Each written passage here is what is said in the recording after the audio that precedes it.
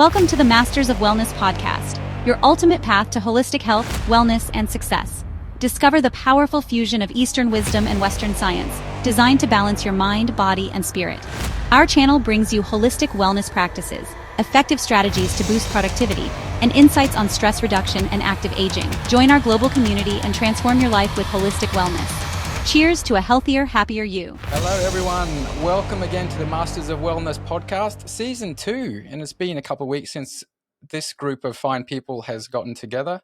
So I was dropped the hint last time about this gateway project that I've been, I'll say, working on, because it really is work. It's work of the mind. And that has become my meditation. And it's basically a hypnotic meditation through this Monroe Institute. And every night at about 10:30, and Chuck's got his toe in the water, so he knows a little bit about this too, is I go into these, I do these tapes, I put the headphones in, it starts playing these frequencies, the guy Bob Monroe talks to you, and he steps you in. The best way I could explain it is he takes you inside, like you go down levels, and at some point in there's a thing called clicking out, where the best way I can describe it is like my soul, my consciousness, whatever it is, leaves my body. And then but I've learned now as I've done this that I can really control it. I used to be in this hypnotic state and just feel like I'm floating in the ether. But now I go in with very specific intentions and I say, where am I going to start? What am I going to do? And then I'm having these really profound out of body experiences every single night. And it just gets more and more powerful. And the other day, I started in the pyramid in Giza, right? So I imagine that I begin inside of the pyramid. And when I talk about imagining, this isn't like Chuck always says, like, is that your mind's eye? It's more like, no, bro, I'm in Egypt, hovering above the pyramids. And there's these entities there. And I'm telling you, the wildest part about it is it feels like a controlled ayahuasca experience, where in the ayahuasca journey, it's out of control. The stuff is coming at me left and right. I don't know what's happening. In this realm, so to speak, I'm in control. I mean, sometimes it gets batshit crazy and stuff is coming at me and I don't know where I'm seeing dimensions and other. But the other day I was hovering above the pyramid, and this was the original pyramid, by the way, not today. It was like limestone covered and golden, and I was hovering like with an Indian style above the pyramid. And there was these entities around me and they were watching me. And when I first started doing this, it was crazy because I would just see these eyes like this. They would be like in my face, like they were trying to communicate with me. And I was just like, I would just snap my fingers. He tells you if you get scared, you just wiggle your finger and it'll pull you immediately back out of it and you come back into your body. But now that I'm really, really putting in the work, I mean, every single day I'm trying to perfect this, because ultimately the goal here is to remote view. Okay. But I'm having these episodes now where these entities that are in there, and I know this sounds nuts, but this is real, folks. Like, look it up. The entities are watching me. And I started cloning the pyramids. That means something. I'm going somewhere with this. I don't know where that is yet, but it's a lot of fun. And they were watching me cloning these pyramids, and I made 8 of them. And it was like, is that how the pyramids were built? Everybody wants to know how the pyramids were built. I got it. I got a news flash. It was me. I did it. Wow. A long time ago. Joel, you're Very using the audio interesting. recordings, but I know that the Monroe Institute is somewhere that you can go. I believe it's in Virginia. Yes, And it is. you can go to their retreats. They're 8 or 10 days, and you leave with the same knowledge that you're gaining from the audio recordings. Question is, where have you gotten your audio recordings, and do you feel that through those recordings you're getting the same level of teaching as you would if you had gone through the Institute? Well, I've done a ton of research, and if there's something about me, I don't do something. I've watched everything I could find. I've watched podcasts with the first remote viewer that went through and learned everything at the Institute. And I would have to say, just out of the assumption that being at the Monroe Institute has to be more powerful, because you're in a physical space And it reminds me again a lot of an ayahuasca retreat center. If you watch the video about the Monroe Institute, they come there, they're eating healthy food, they're eating all vegan, vegetarian. You go in your little room after you meet up and you talk about, okay, this is the plan for today. You go into this little room, they call it a check room. You close the door, it's pitch black. And then afterwards you reconvene, and they even say on the videos, like, and now we're doing our integration session. So I'm certain that it will be way more powerful there. By the way, tons of manifestation in this space, right? Like, you can do anything. I can create pyramids. Okay. So I'm manifesting everything. One of the things I'm manifesting is I'm not paying to go to the Monroe Institute. They're going to invite me. I will be going to the Monroe Institute. And if you're seeing this, just invite me now. Trust me, it'll be worth your while. I'm going to go there for free. But I also, in my heart, I know that this journey that I've been put on, this plant medicine journey, and now I'm going to be starting a alcohol and drug outreach program through my church here pretty soon as a recovering addict myself. And now with this Monroe Institute, okay, and these gateway tapes, I fully recognize that God, the universe, creator, I don't even care what you call it, okay?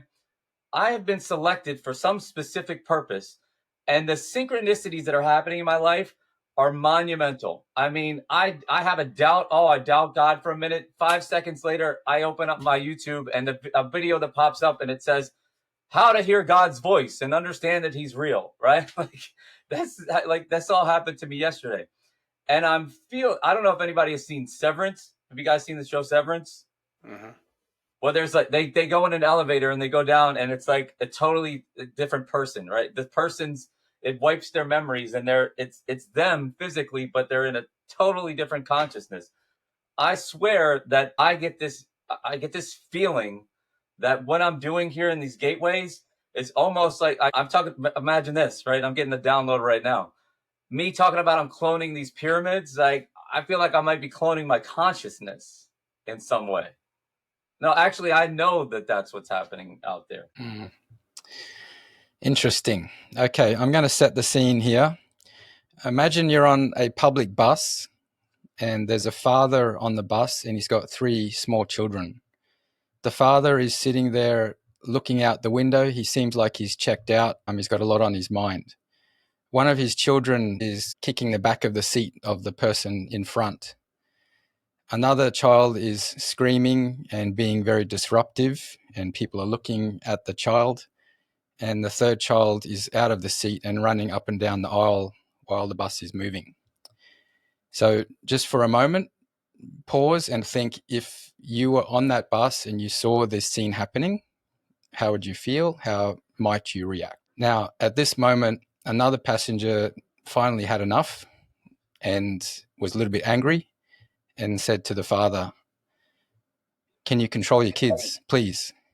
They're being disruptive to the people on the bus." At this moment, the father looked at the passenger and his eyes were welling up, and he said, "Oh, okay, sorry. I was thinking today, my wife passed away, the children's mother, and we're on our way home, and I'm trying to think about how I can tell my children that their mother has died." So that change in our mind and our feeling that we just experienced listening to that story is called a paradigm shift, where some information is introduced and it completely changes the way that we think and we feel. When I was a personal trainer, I had a client, I'll call her T. She was a lady that was a little bit overweight. She hadn't done much exercise. She needed some help. She'd been battling with food and obesity for most of her life. Every time a new client came, the trainer would always ask the same question: what is your number one health and fitness goal? And the client's answers range from, I want to lose weight, I want to tone up, I want to gain 5 kilos, I want to get stronger, I want to run a marathon, I want to lose 5 kilos. Like, it's all very generic. But this lady, T, she said something different. She said, "Ed, my number one health and fitness goal is that in the future, I don't need you." And at that moment, I felt a little bit offended. I thought, oh, hang on. My goal as a trainer and as a business person is to try and keep my clients. But when she said that to me, it suddenly changed my mind. I had a paradigm shift where I realized my purpose in my industry was not to try and get as many clients as I can and keep them as long as I can and keep training them, getting them to show up. My goal is to educate and inspire and give them all of the tools, all of the information, all of the experience that they need to be able to go on for the rest of their lives and live with health and vitality without my help. So from that moment, I completely changed how I approached and communicated to all of my clients. And I would say to my clients, whatever your goal is, I'm going to try and achieve it with you in 6 weeks, 12 weeks, 3 months, whatever. We would set time goals. Now, if they didn't achieve what they wanted during that time or after that period had finished, they needed extra time, that's okay. But we were all working together for the same purpose, to teach you and give you all of the tools that you need, and you can live healthy the rest of your life. Now, that lady T, she went on to work on the cruise ships as a croupier. So she was dealing cards and roulette and everything on the cruise ships. And many years later, it must have been 5 or 6 years later, after she was no longer my client, she sent me an email and she said, and sent me a photo of her on the cruise ship. Great shape, really, really fit, nice tan skin, super happy. And she said, "Hey, Ed, I've done it. I don't need you anymore." And for me, that was one of the most rewarding and inspiring experiences that I could have as a trainer. So during all of our lives, and especially when I've listened to each of the three of you over the last few months, there has been significant paradigm shifts in your thinking and your lives. And today, what I wanted to speak about and learn from you guys is what paradigm shifts have happened in your life where you have gone from thinking as one person to suddenly thinking as a different person with a completely different outlook. So this is actually a topic I'm on a lot because it's something that's changed my life so significantly. For me, the paradigm shift, like what you just described in that story, or then you went on to speak about working out and somebody that's maybe has been overweight. One of the main things I like to remember is I don't know where somebody started, first of all. Even a father that's children are out of control on a bus. I don't know where he's coming from. And in your story, we got a slap in the face. And those are the exact kinds of slaps in the face that I've gotten that's made this such a pivotal part of my life. I'd say the biggest paradigm shift I've ever had that has changed everything is going from believing that I'm a victim of my circumstances to understanding that I am a divine being who is the powerful manifester and creator of my reality at the level of action and choice. Okay. So going from victimhood to empowerment by expanding my perspective took me a good 3/4 of my life to come there, always thinking, why me? Why my parents? Why didn't they understand me? Why wasn't God paying attention when I was created? I mean, I had a lot of thoughts when I was a kid. I thought God was sleeping or sneezing or not paying attention when I was created because all I could do was see myself as a victim, especially of my circumstances. And when I went on quite a journey to find my way to that freedom. But the first step for me in that journey was many, many years ago now. I had become a Christian. And one of the first understandings that I received from in the church that I completely disagree with now because I've had more perspective. I've had a wider lens on what I think it means. But when I came into the church, I found out that there was nothing unusual about me. I was just what the church would call a sinner, somebody that's flawed like the rest of humanity. And for me, that was the most freeing information I had possibly ever received in my life at that time. I remember like the feeling was like to raise my arms up and say, oh my gosh, I'm a sinner. I'm just a sinner. I'm just like everybody else. God wasn't not paying attention to me. I'm just here making choices. So shifting that has been enormous for me. But I think the main way that we get to perspective shifts is just learning to be really great at asking questions. And so I just try to think of as many questions as I can. Because when you were telling that story about the bus before we kind of got the turn of the story, maybe that was the prestige. I think that's the final act, right, of the story. But before that, I was just thinking about all of the questions that I'd be asking myself about what he's got going on and what's going on with those children and why one is upset and why one is running. So the questions is the most important to me. And when I'm in a group setting, I really, really love to use questioning to drive conversation. So I might bring up something and say, well, here's the view that I've been working with, and here's where I think I'm standing on this position. But if y'all are interested, I'd love to hear where you stand or what's your position on this, because I'm trying to gain information to get some more clarity. Sometimes we're going to take what they say and say that that's totally not in alignment, or that's way on the other side of what I believe. But I'll tell you, I was in a car ride with somebody the other day, and they really blew my mind with an answer to something that I had posited, just like I'm saying I do. And they blew my mind. And I was like humbled at their answer.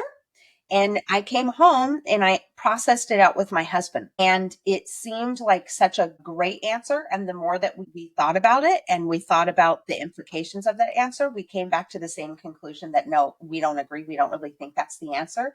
But in the moment, my mind was blown. So also, just because we feel mind blown or something feels like it resonates, we still need to think about it. We still need to make sure that it aligns, because all new information can seem exciting, but it's not always the truth either. So that's my 2 cents, is perspective comes to asking questions and considering things outside of yourself. I had a moment, I had a moment with my mother. I hope she'll never watch this. Very doubtful. So we're in luck. But I had a moment with my mother several years ago now. We were all out to dinner. Family was visiting, and she took us out to a really beautiful dinner.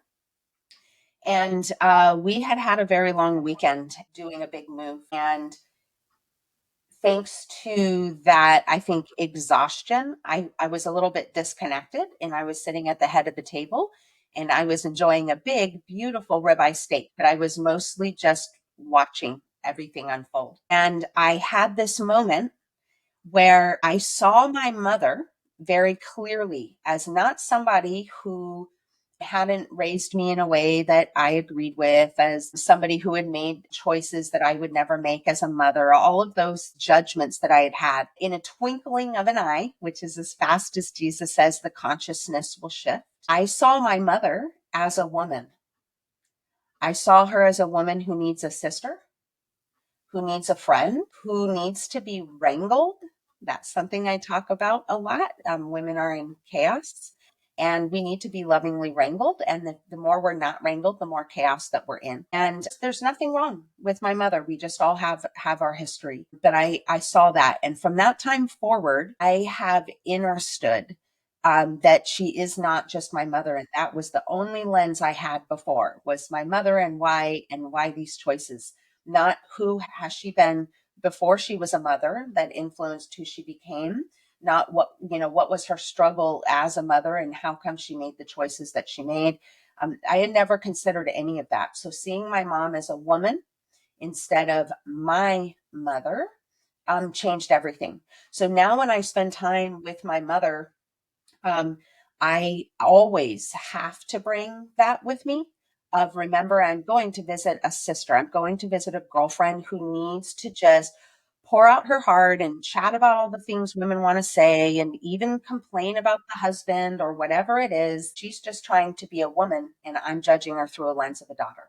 So that perspective shift totally salvaged and changed the trajectory of the relationship that I have with my mother. Hold on. Did you say understood her? Yes. I'll be right back. So understood is totally different than understand. And I if really you like that. remember, I said this a lot, but the first lesson Mother Aya ever spoke to me was the most important lesson that she'll probably ever say to me, which was, you can't know what you can only experience.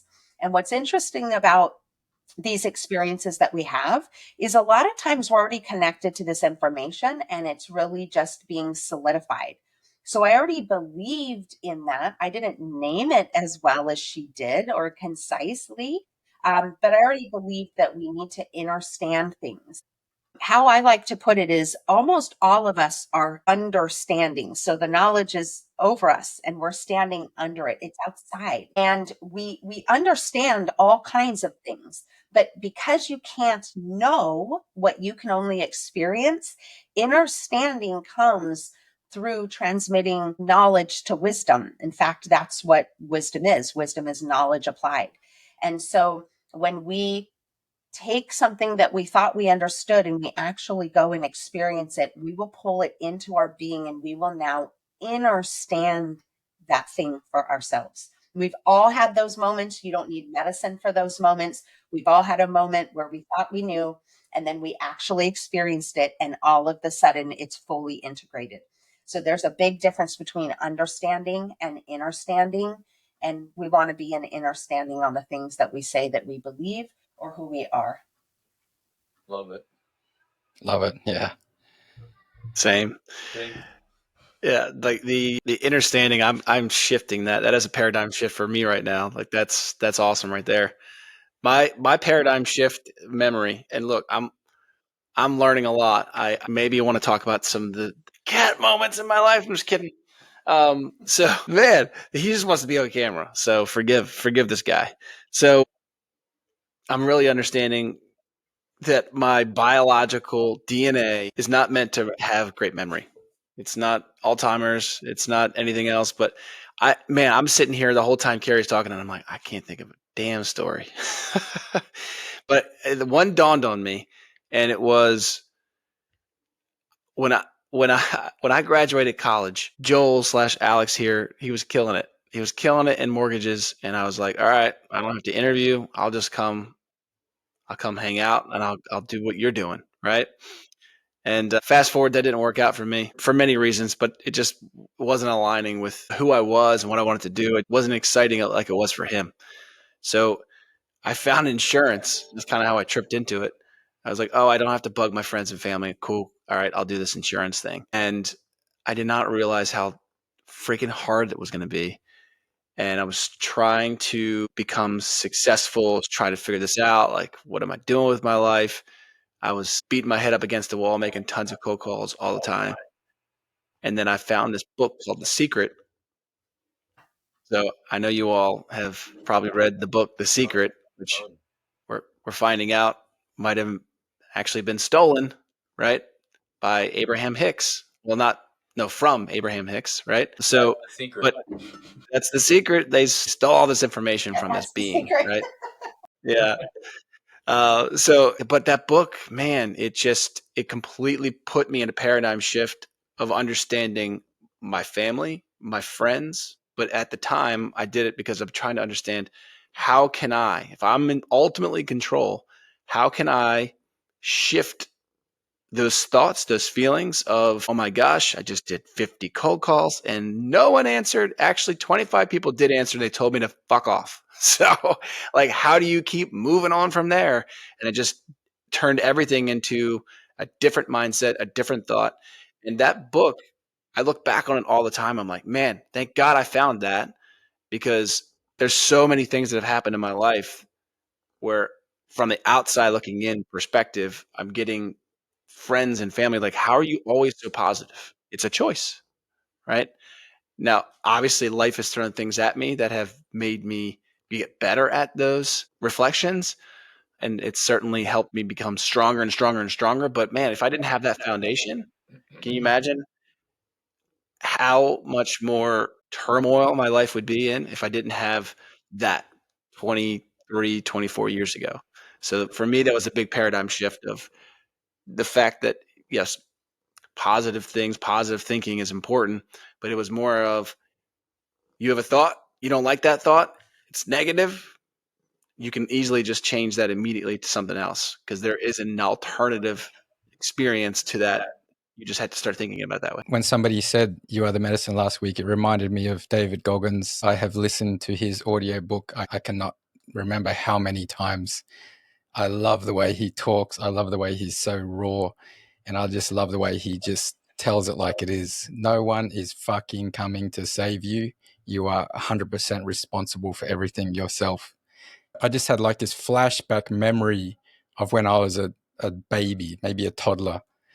And we're around the swimming pool. A group of adults are there. Everyone seems to be laughing. And either somebody threw me in the pool or I fell into the swimming pool and I'm maybe 2 meters away from the side. But when you're a little baby and you can't swim, that is like a life and death experience. I can still remember going under the water and coming up and having the blurry vision because water is in your eyes and seeing a group of adults there laughing and thinking that it's hilarious that this baby is fighting for his life. And finally, I managed to get to the side of the pool and then the adults got me out and I was crying and everything. But I can never forget that moment that I was going to die. I need to save myself. And that memory has come back to me now. And I've thought about a few times in my life where we are 100% responsible. We cannot just cry and expect someone's going to come and save us and pick us up. And that's cruel, but it's necessary to have that grit and resilience to face what is coming towards us in this life, right? It's not all bad, but when the bad shit comes, we need to be ready for it. Hopefully we have a nice, smooth, lovely, flower, hippie life. Everything's wonderful, but that's not reality. From time to time it is, but when it's like that, remember the storm is coming. And when you're in the middle of the storm, remember the sunshine is coming too. Yeah, no doubt. I mean, if you think about most of the bad things that have happened to us in our lives, on the other side of it, we're in most cases thankful that it happened because we've gained perspective and there's benefit to it. It's created the person that we are and the person that we're going to be tomorrow. I remember, Chuck, I remember you saying a sentence, everyone should get cancer once in their life so that they know when they overcome it that they're strong enough to be able to face it. And coming out the other side, you've become an incredibly stronger and more understanding and just a deeper thinking person. Yeah. I said that initially. I would love to take those words back because I got all sorts of heat for it. But I said it initially because of how easy it was for me to completely shift and start eating a lot better versus not, the pre-Chuck before that was like, oh, no, I can continue to keep, I'm not gaining any weight. So let me just keep eating and drinking the same way I was before. Right. So it just, for me, it was a lot easier to make those choices once you have that scary moment of illness. Yeah. And Chuck, like when you went from the old Chuck to the new Chuck, like it's like an extreme change in lifestyle. How is it now? Like, have you kind of toned it down a little bit so it's a little bit of both, a little bit more relaxed, or are you still hardcore, extreme new Chuck? Yeah. No, I've toned it down a little bit. I toned it down. Like, for example, this past weekend, I was at a rock concert, music I used to listen to 10, 15, 20 years ago. And we had this scheduled months and months and months ago. And I did partake in some food that I normally don't eat, but it's, and the cruise that I did before that, about a month and a half ago, I did partake in some food and some drink before that. So it's like moments, experiences, and events, not the everyday life. I mean, like, I'm not going to Taco Bell every day. I'm living life and I'm doing it in a way that's going to still help my body continue to stay healthy. So 2 questions. One, I thought it was really interesting, Chuck. You said something here. You said that in another podcast you had mentioned everybody should get cancer once in their life so that they can experience what you're experiencing. And I thought it was interesting that you said you got a lot of heat and flack for that. And it's right in the midst of this conversation about perspective. And to me, it seems that the heat and the flack are coming from a very limited perspective about what they're interpreting that to mean. And this is something I notice often is that the spirit of what we're saying, which even the law, even the Constitution, the laws that govern us in America are actually about the spirit in which something was done or said, or how do we apply the spirit of the law. And the spirit in which you said it, to me, does not indicate that you actually mean everybody should get cancer and gamble with their lives. To me, the spirit of what you said was, this is such a powerful experience that it changed everything for me, even though it was really tough. And so it's just interesting that right in the middle of this conversation about perspective, we see that what limited perspective we're coming through. One thing that always leads me back to is the realization that we expect people to hold space for us, the things we say, the things we do, who we are, our little nitpicky ways, how we like to eat, how we like to sleep, how we like to drive the car, all of the things in the world. But we don't hold space for other people. Everybody notice that? I'll take it to another download that I've had come through repeatedly recently. Maybe this one's going to come across as triggering for some people. But I've really noticed that this extends to our faith and our God and our religion. And I've come to notice that people's God always tolerates their sin and is working with them and is allowing it for as long as they're working it out. But your sin, their God doesn't tolerate, not even for 1 second. So we expect everybody to hold space for us and who we are, but we don't want to hold space for somebody else. When somebody says something like, I think everybody should get cancer and experience this, if we're taking that as literal, that you're wishing cancer on the earth, we are looking through a very, very narrow lens. So, Ed, you had shared your story about being a child and thrown in that swimming pool or falling in or whatever it was. And what I wanted to know was, when you got out of the swimming pool and the adults lifted you out, what happened? Maybe that feeling or emotion was not strong enough to be burned into my mind. It was really just that 10 to 15 seconds of that fighting for my life that stayed with me. But however, ironically, later on, when I became a young child and a teenager, we lived on the Gold Coast, Australia, which is like California and USA. We have surfing, we go to the beach every day. So I consider myself a water person. I love the ocean, I love the beach. However, there has been times I went to Indonesia many years ago and surfing in like the very, very big waves in Indonesia. And there was times when I'd gone under the water, and when you're churning under the water of those massive waves, like we're talking 15, 20 foot waves, when you get dumped under one of those and that white water is churning you under, you're staying under for a long time, can be 30 to 60 seconds or even longer, and you're getting pushed around like a washing machine. There has been those flash moments when that has happened to me, where I've gone back to that moment when I was a baby and remembering it. But knowing that I survived that baby incident gave me confidence or power to be able to get my bearings. Where's the surface? Which way is up? And then fight my way back to the top again. I have at that moment, it seemed like a terrible thing to be happening to me, but later on in my life, it maybe turned into something that gave me courage and the ability to know I'm going to get through this. So what I was thinking about when you brought that up is, there's something that I was kind of working with, and like I get my downloads and then they just run through me for a period of time until things just seem like they come together really nicely. And so, but I've been working on this and it's come through to me again and again. And then I ended up clicking on a video, and Gabor Mate, the famous psychologist, I believe is what he is, was actually talking about this very thing. And it was that the traumas that we have, the experiences that we have, are not necessarily the trauma in and of itself, or it does not have to be stored as a trauma. It's what happens after. It's what his way of putting it is, when we don't have a safe space to process what happened, now it's stored as a trauma.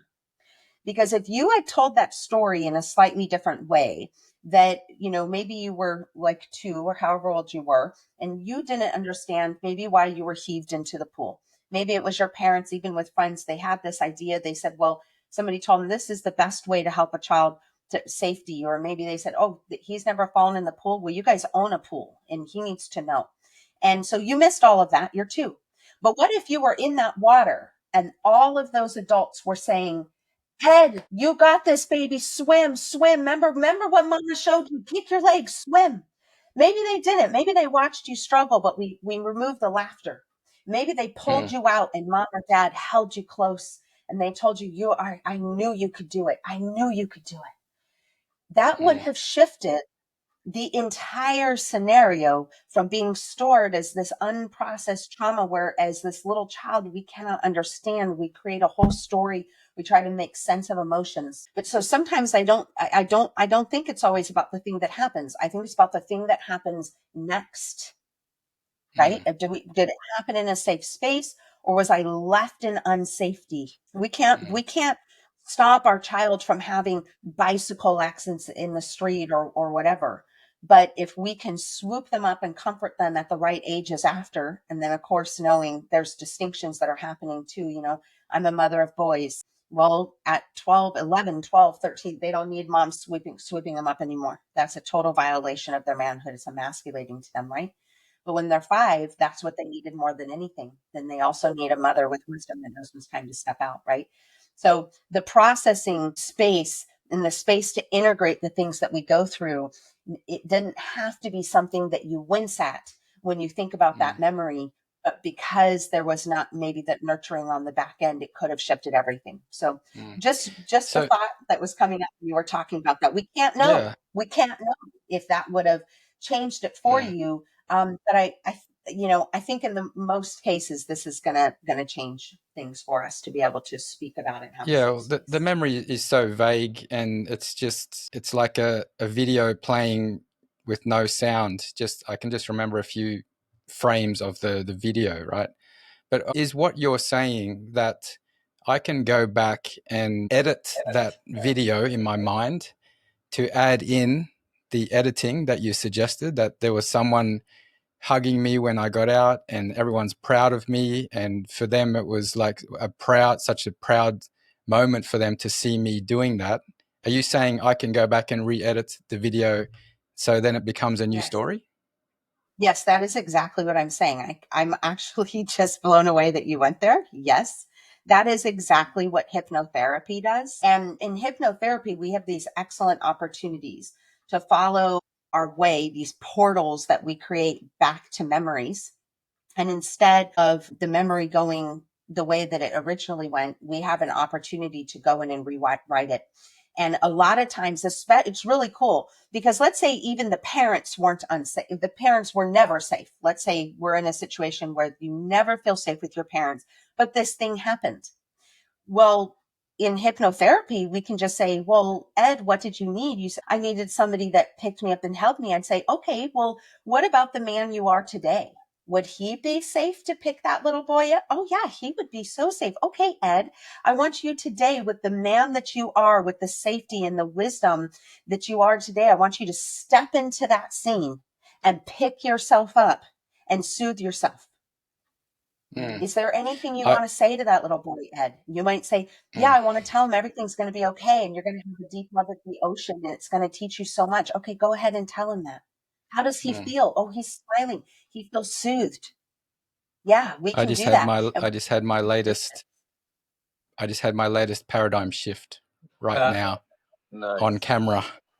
And you've also proven another point to me that we don't always have to be agreeable with people. When I'm telling my story, the easiest thing for each of you to do is to agree with me. That moment really sucked. You poor guy. Those motherfucker parents that left you like that. That's the easiest thing to do. Agree with my story, agree with my emotions, and be on my side. However, what you did is you offered another possible explanation and perspective. So amazing. You are amazing. Thank you, Carrie. Just like that. Yep, just like that. We're cracking our mind open. I'm healed. I'm healed. You're healed. Really amazing. Thank you so much, Carrie. I really appreciate it. I got real warm feelings actually now about that story. So thank you. JC, out of your 180 paradigm shifts, which ones are you going to share with us? Well, I really hope that you're recording this because I've actually had 3 inner dialogues going while we've just been having this paradigm shift conversation. One of which is that I've been teaching my 2-year-old how to swim. And I just had her out in the pool on Sunday, and I literally just lived as a parent what you lived as a child. And I've got my baby out there. She's got her floaties on, but she's terrified of the water because she's barely can kick her feet at all and move 3 inches. And I've been trying to get her to just move 3 inches. And I finally, you can do it. Just like Carrie said, you can do it. You can do it. Come on, come on. And she's crying. Just for 1 second, I put my hand out so she knows she's not going to drown. You can do it. You can do it. But then I started throwing her up in the air and catching her. And one time, she kept more and more. I threw her up really high and I was spinning her in a 360. And she's landing in the pool. And one time, she landed hard. She went all the way under the water. She had the water in her eyes. Her hair shot back on her head. And she comes up and she had that exact panic face that you were just describing to me. But because of the way that I've parented her, she instantly knew from looking into my eyes that she was safe. And when I thought she was going to cry and panic, do you know what she said? One more time. One more time. One more time. And how many one more times we did? About 100 more times. Oh my God. Now I'm just trying to teach her, okay, now one more time just means one. So Wow, it's Joel, beautiful how I love that story. You're making me cry. That good. is That's what such I'm a trying to great do. story. I mean, you tell such good stories. I'm glad. I feel like I'm going to have nothing to say after you talk, Carrie. So paradigm shift. I want to start on the bus.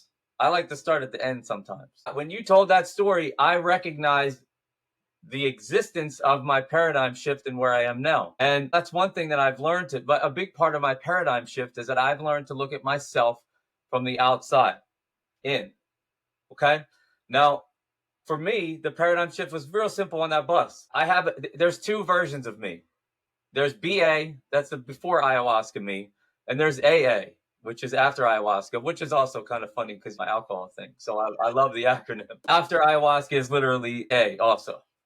So on that bus, BA, I was the guy telling that guy, get your kids under control. Like, what are you doing, man? Like, we're all trying to have, like, I can imagine I'm sitting there in a bus just trying to relax, not talking to anybody because all I was doing was just listening to myself, not talking to anybody. And this guy, how dare you have your kids ruin my bus trip, right? Now, AA me sees those kids and I go over and I play with that kid. Right? I look at the father and kind of get acknowledged, like, is it okay? Like, hey, come here, like to make sure he's okay with it. And I look into his eyes and I see the sadness because that's one thing I'm doing now is I'm paying attention. I'm meeting everyone where they are because everyone's got their own stuff going on. If you want to help someone, you have to meet them where they are, wherever that is. And I look at that guy and I say, hey, man, what's going on? And he tells me about his wife. And the first thing I'm going to do right then and there is grab that guy. I'm going to give him the hugest hug because, and imagine that's the thing that I learned in the ayahuasca space, right? Like when you remember I was talking about when you walk on the property and like I meet Carrie and she's like, hi, how are you? Smiling. And people are telling you I love you in 10 seconds. And to me, that was alien. That I didn't even know that happened on Earth, right?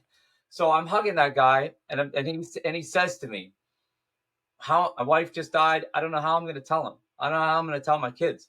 I'm going to say, just tell him, right? Because why are you going to sit with that? What is it? What good is it going to do to just keep sitting with that? It's going to eat you alive. Like she's gone, right? I'm not saying tell him on the bus right now, but I don't think you should just keep like why are you going to sit with that and just let that eat you alive, right? Like they're going to have to handle it eventually, right? Like how many times do we think about all the things that happen in your life and you're like, oh, I want to tell this person, but I don't know how to tell them, right? Like I'm going to wait for the perfect opportunity. Like there's no perfect opportunity to tell these kids that their mother died. So the sooner you tell them, the better it's probably going to be. Because before they ask, where's mommy?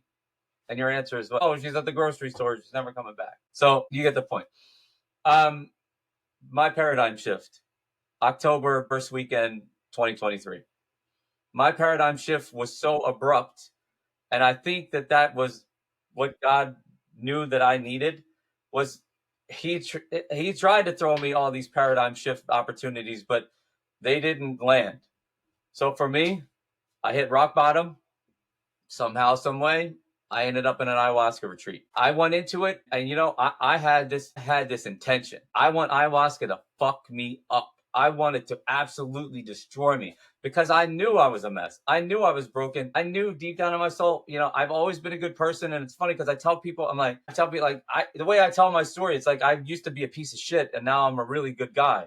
And everybody says to me, no, no, no, like you've always been helping people. You've always looked out for people. But really, I was always looking out for people if it benefited me. And I know that through and through. I was helping people, but only if it was helping me. And I took that third shot of ayahuasca, and the next thing I knew, I was in the presence of the Creator somewhere out there in the void, came back into my body, experienced what I can only describe as hell, and had some sort of an exorcism that just blasted all the negativity out of my body that night. Earlier on, I got over the trauma and the pain of losing my dad, and ayahuasca was like, bro, come on, this is easy. Like, everybody loses their dad. Like, I've got this one. Like, 15 minutes later, I'm purging, and that pain was gone. And then I could really do the work. And then Saturday, I told you that story about how I learned to love myself, looking at my reflection and pee and poop water in the porta potty.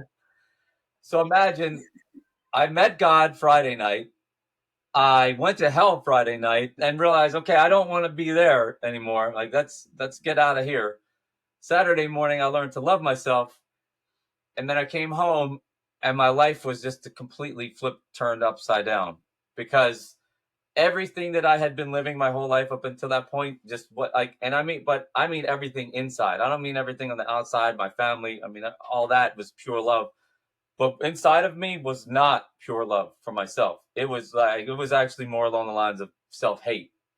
And I realize now, and just hearing everybody talking, like, we're a collection of every accumulated experience of our whole entire life. And it's beautiful what Carrie's saying. Like, you can go back there and edit that experience. And I know for me, ayahuasca was doing that in my journey. I mean, I felt like I was watching a movie of my life, and it was bringing some things up that my brain had suppressed. Like, those memories came back, and I still now have those downloads and think, wow, I can't believe I forgot about that very profound moment that happened in my life in a negative way. And what that paradigm shift did for me is that it completely cracked me open. And, then I went back and I did the second ceremony July of last year. And that's where I had that whole heaven experience. Like, nirvana is the closest thing I could get to it.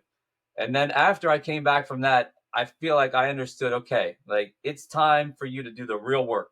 You have a purpose on this earth. Your purpose is to love everyone. And that's when I had that magical hijacking of the Holy Spirit. And now, now it has me so deep in this helping people and understanding myself. And I'm on this consciousness journey. What I understand is life is actually pretty freaking simple.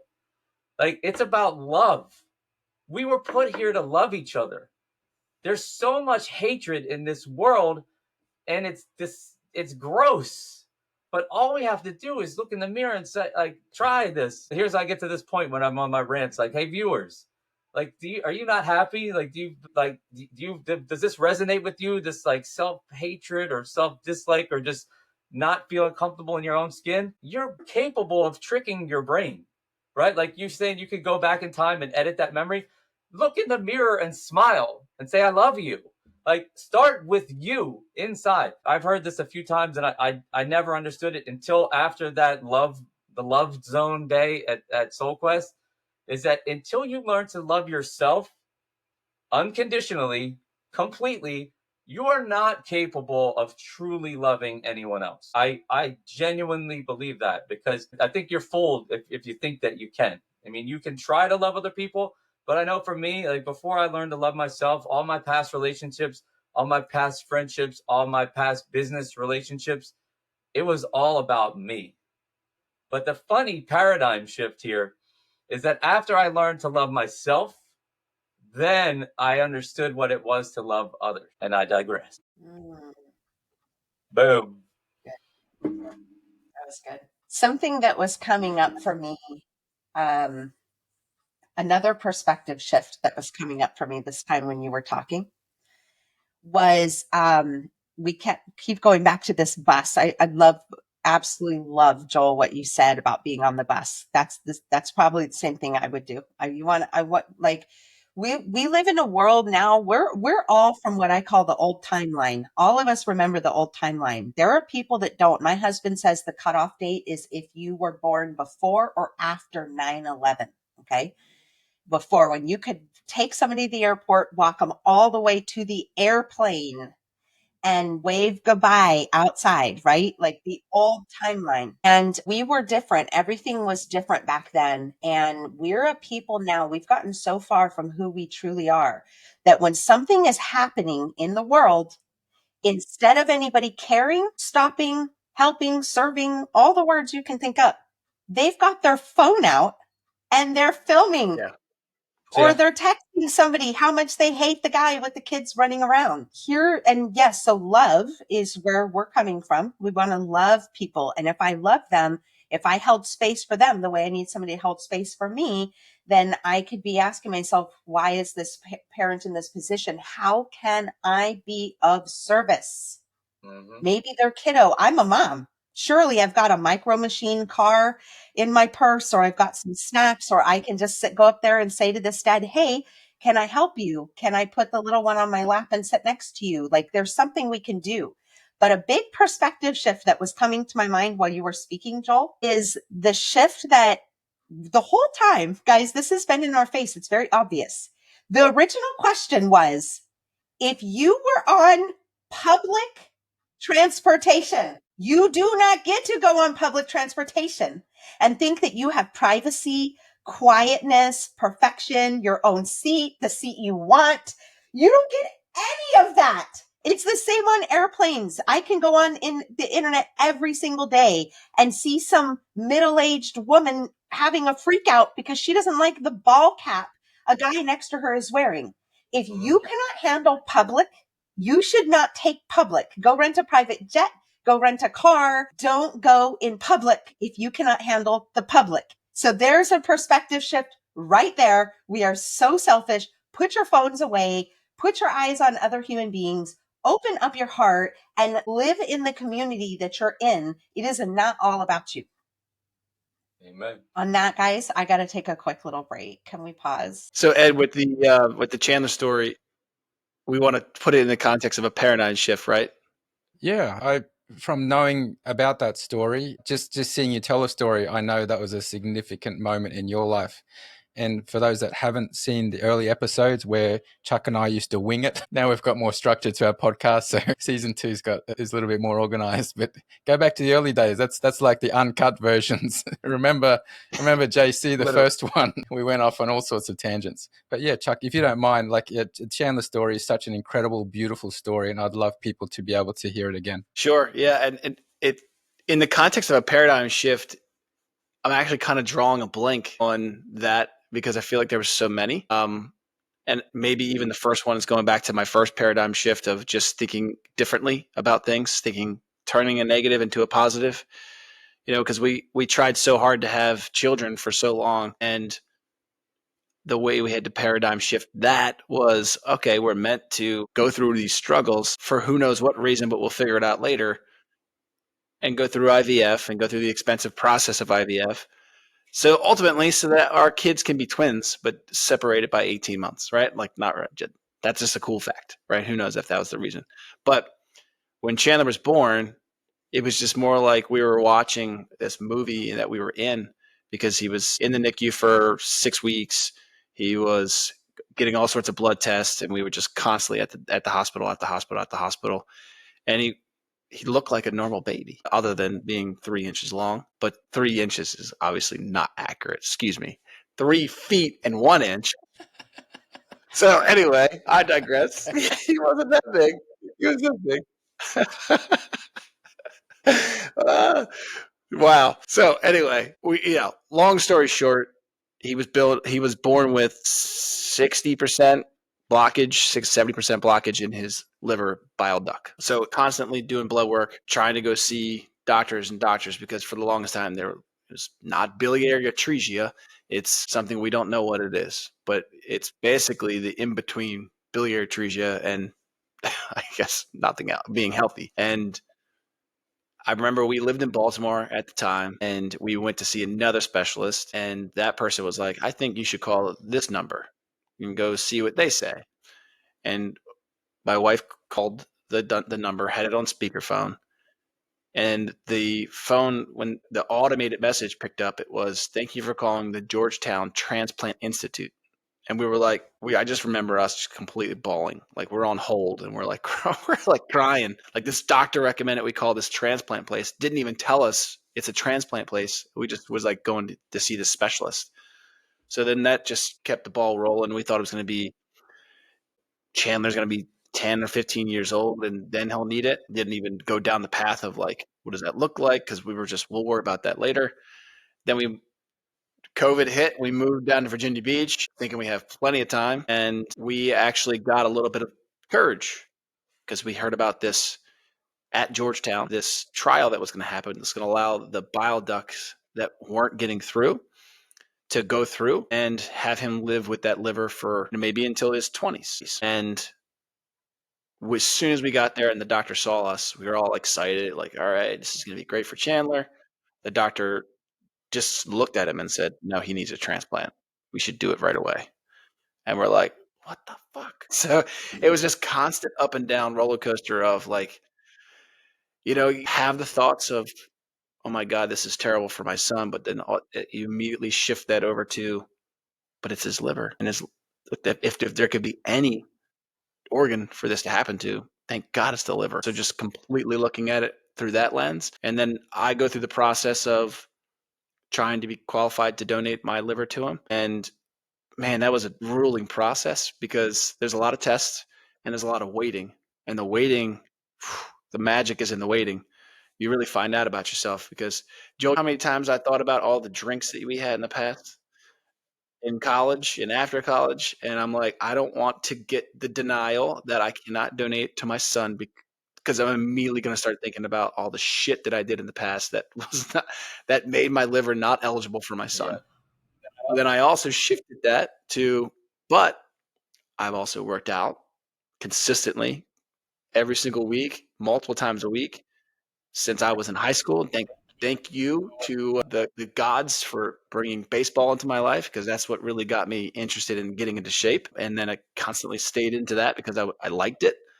And overall, fairly healthy other than binging in college and, not taking care of my body the way I do now, but ultimately still taking care of it. And I was luckily to get through that process of finding out that I was able to donate. I remember specifically being out in the yard. I think I was cutting grass and I got a phone call and I just cried. I just fell on the ground and started crying, like thanking at the time the universe.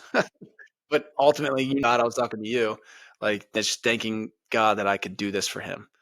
And when I found the Reiki specialist, because that helped me also get a different paradigm shift and the stress that Leah and I were under, the paradigm shift there was, man, she sat down with us and she said, Chandler and you have had multiple lives together.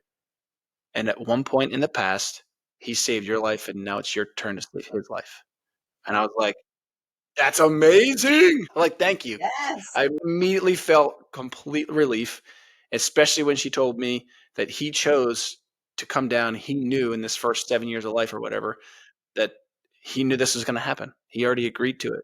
And you already agreed to save his life. So that's what's happening. And man, did that put us in such a peaceful mindset to just look at it through that lens, right? So if there's a lens that's going on in your life right now that would feel better, that is an likely accurate lens. Start looking at it through that lens because the other one that doesn't feel good, clearly we should stop thinking about it. And we always just convince ourselves, no, that's reality over here. Like, no, reality's over there too. And you can, if you feel better over here, choose that. So yeah, he got the transplant the end of 2021. And like, not that this is relevant, but I'm an insurance guy, so of course I'm asking the lady, like, it's September when we find out about it. I'm like, how fast is fast? Because what I'm thinking about. Yeah. deductibles. And I'm like, I already maxed out my deductible, which we've been doing every single year since he was born. And then after the transplant, me, right? So like, can we do it? Can we do it by the end of the year? She's like, I'll make a note. We'll make it happen. So it was like December 3rd, December 5th, right before his 3rd birthday. He was able to go get the liver transplant. He's been amazing since. I've been amazing. But the other paradigm shift during that moment was about to get cut open. So percentage wise, I feel pretty confident, but you still have those little moments like, this could be it. Let me reevaluate what I'm doing. And I'm like, how did I end up in insurance? It's like, this wasn't a dream of mine. And I've remembered the moment of being in the career center with the person who's supposed to help you figure out what you want to do from a career standpoint at Salisbury. And I remember telling her, like, well, clearly not going to play baseball because I'm at a D3 school and they won't let me try out. What am I going to do? She's like, I don't know. Maybe you can major in business. I said, well, can I own a baseball team at some point if I major in business? And she's like, I guess so. Like, if that's what you want to do. And immediately, because I'm like, major leagues, the guy, he put himself on the team. He owned it. And I remember at that moment that my second dream outside of playing baseball was just to own a baseball team.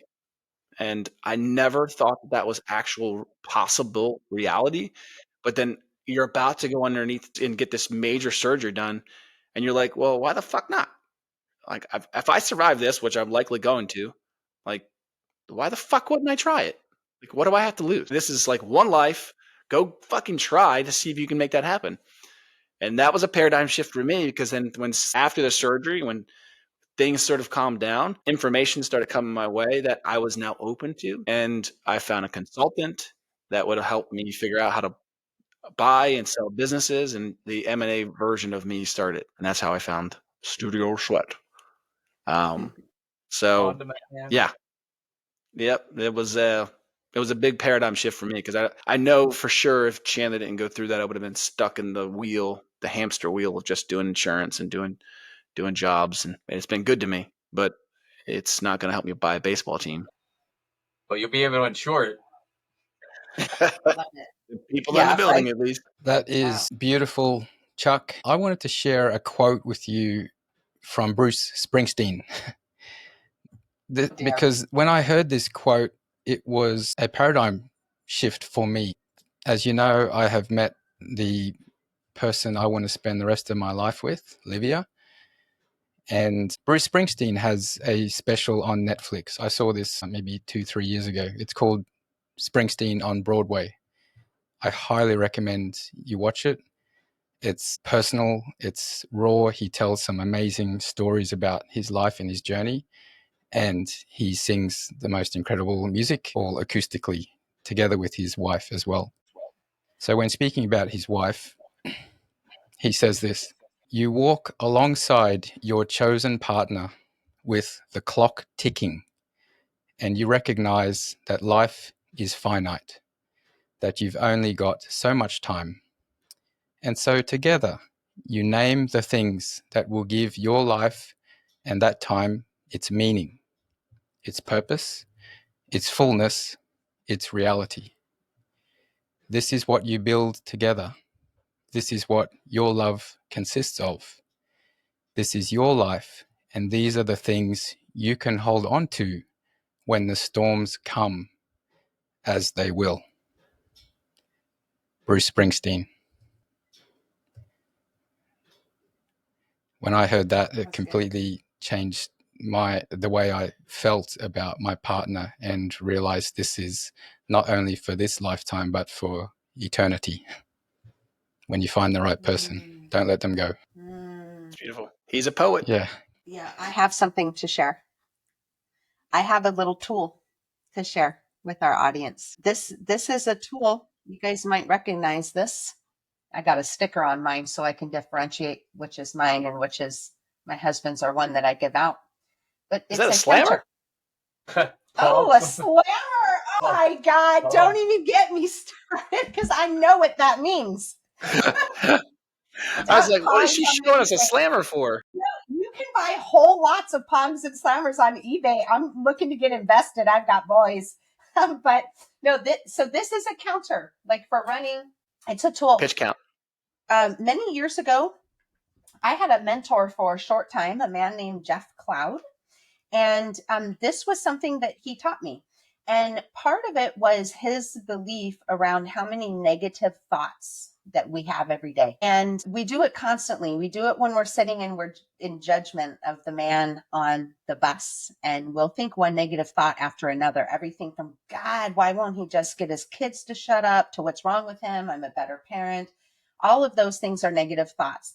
But I think Joel mentioned earlier a really disgusting story about looking at himself and finding the beauty in himself. And that's one way to do it, looking in a toilet. That's medicine work for you. But, one of the things I talk about a lot, and I think maybe it's, women are more honed in on this one, but we're willing to look ourselves in the mirror, look in our own eyes and say the ugliest words that we would never dream of saying to another human being.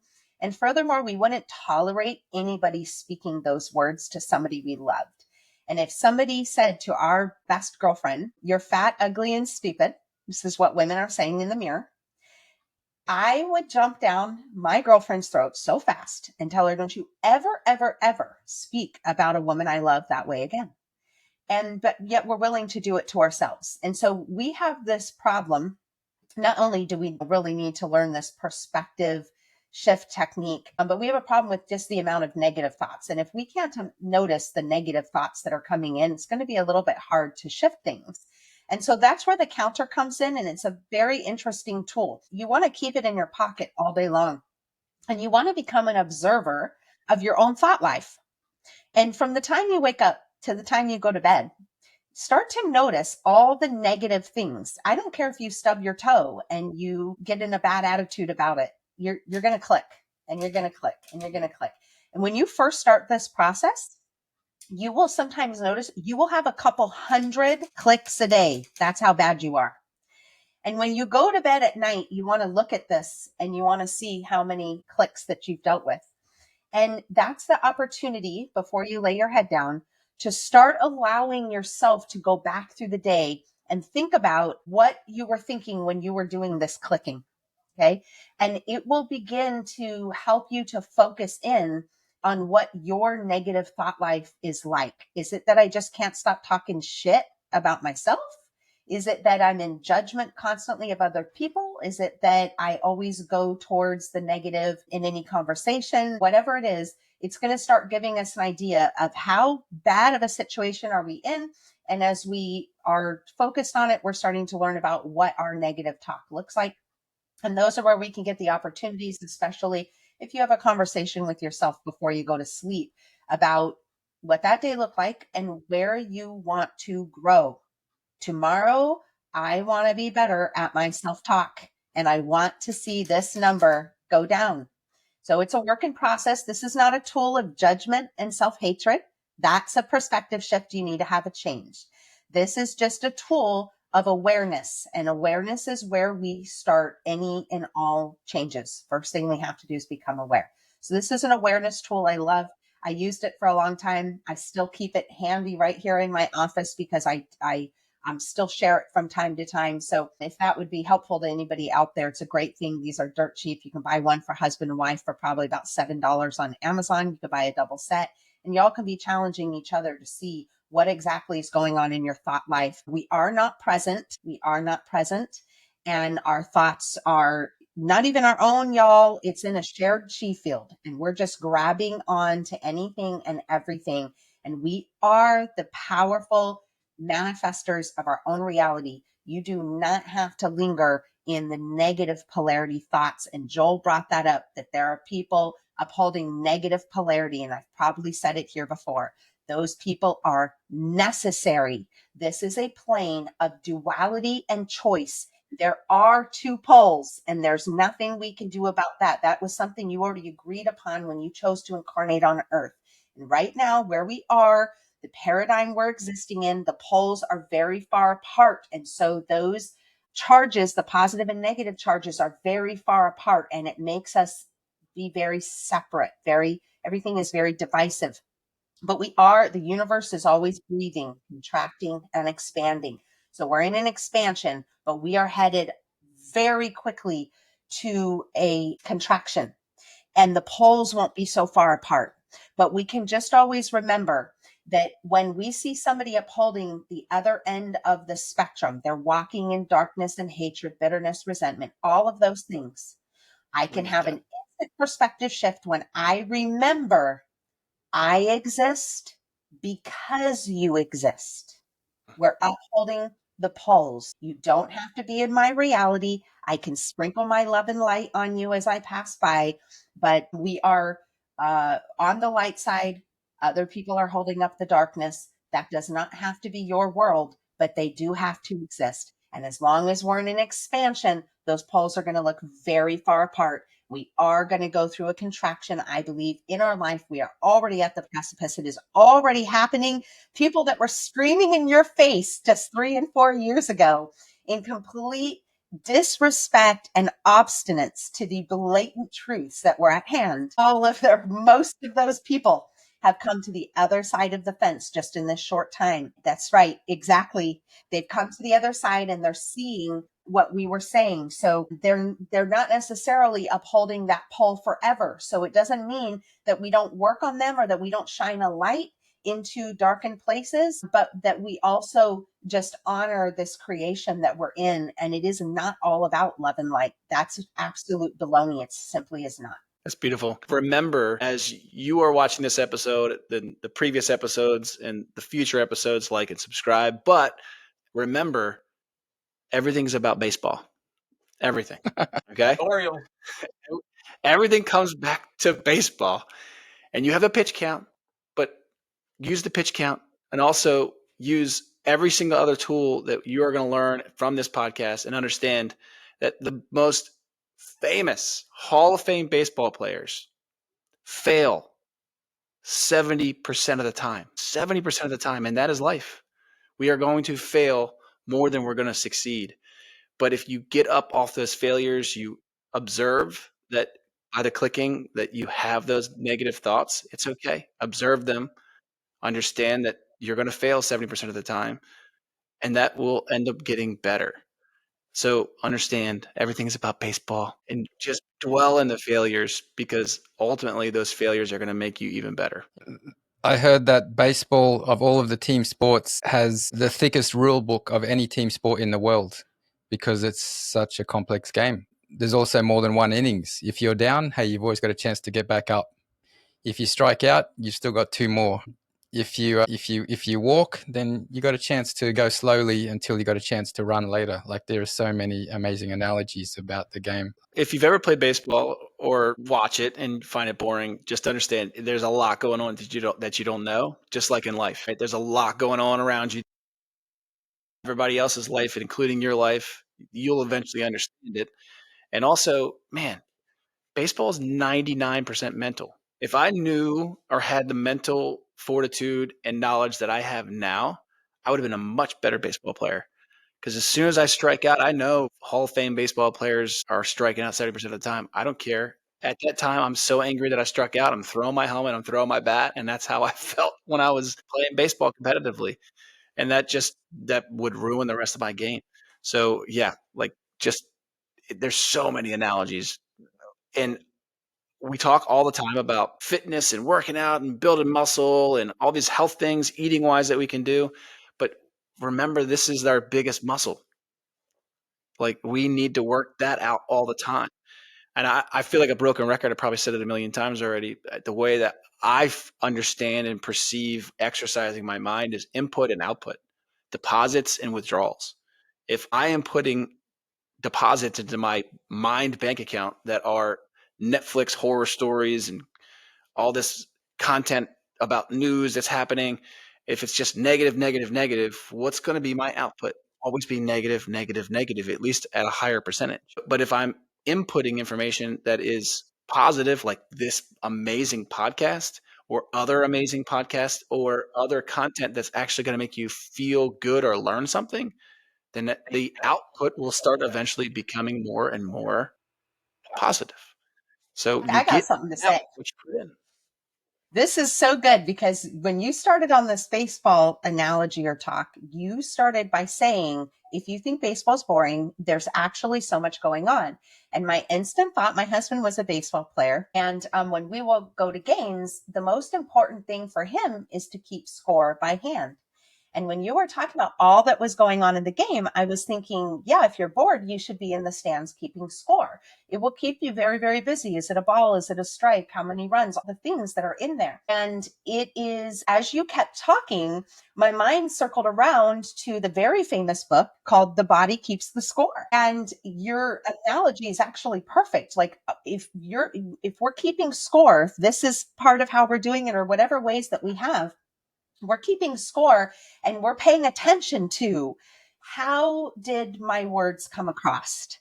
Oh, I think Ed said earlier, maybe we weren't recording about what great practice it is in the public speaking and how do I come across or how somebody earlier mentioned about the playbook. I am huge. I believe that life is a rule book, a playbook.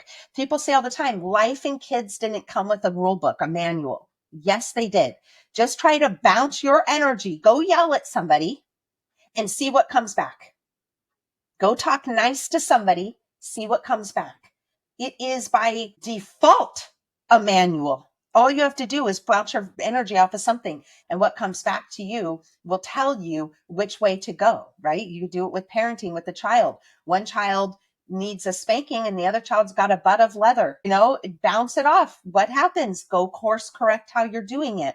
But if you're taking score, if you're keeping score, you are beginning to become aware. You're noticing, how do I speak? How do I speak to myself? How do I feel in the presence of certain people? Gosh, I love them and they're my aunt and they're family and they always have the Sunday night dinner. But every time I go over there, they say nasty things to me and I leave feeling really lousy about who I am.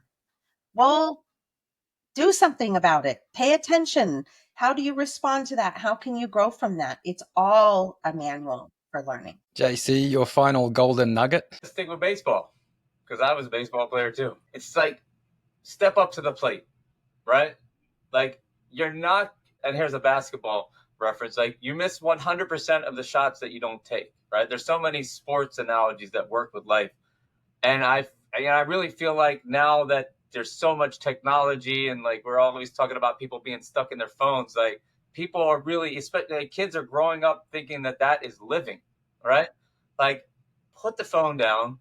We're glad that you stayed with us for 90 minutes here. But as soon as this podcast is over, step up to the plate, grab the bat, get in the batter's box of life, and go do something, right? Like live, get out, move, be a part of society, talk to people, go smile at somebody, go hold the door for somebody, go volunteer somewhere.